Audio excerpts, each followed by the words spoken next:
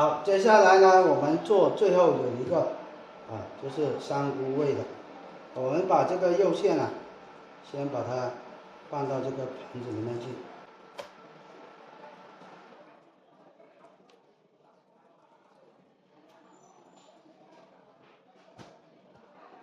然后呢，把我们的这个香菇倒下去，香菇倒一半就可以了，因为呢肉馅不多。这个时候呢，我们把它抓匀。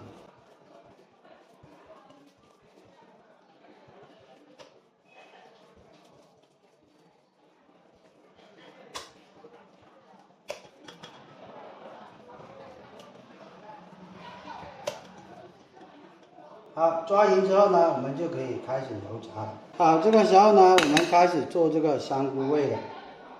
我们香菇味的也是一样的，用这个手虎口呢，把它挤成丸子形状，然后呢，挤到这个油锅里面就可以了。油温呢，现在已经是5成油温的了，所以说我们也不需要开火，直接把这个丸子挤到这个油锅里面去就可以了。我们现在不需要动它，然后呢，让它自行的这个定型。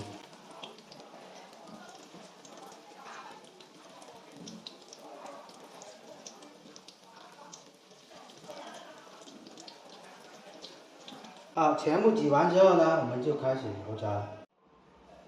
好，这个时候呢，我们开始油炸这个香菇丸。我们油炸香菇丸的时候呢，开始的时候先不要动它，让它定型之后呢，我们再拿这个来把它翻动。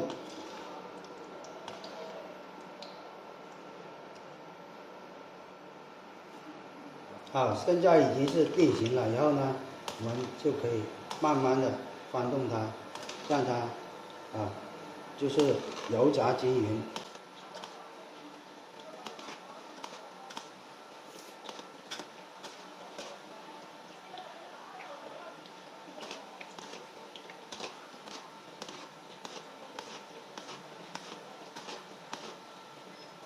香菇丸也是油炸3分钟左右就可以捞出来控油。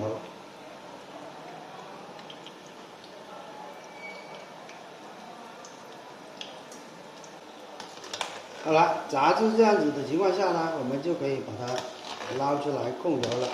等一下呢，要复炸第2遍，我们把火关掉，然后呢，捞出来控油。